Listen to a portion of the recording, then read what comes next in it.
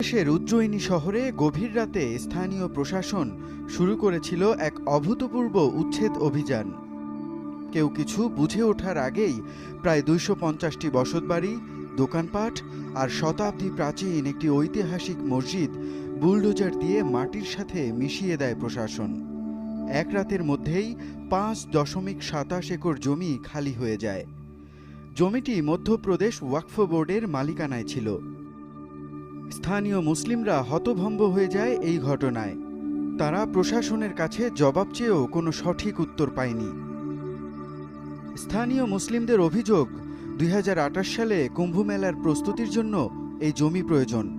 কারণ শিপ্রা নদীর তীরে অবস্থিত এই উজ্জয়িনী শহরে প্রতি ১২ বছর পর পর হিন্দু সম্প্রদায়ের এই বিশাল ধর্মীয় উৎসবটি হয়।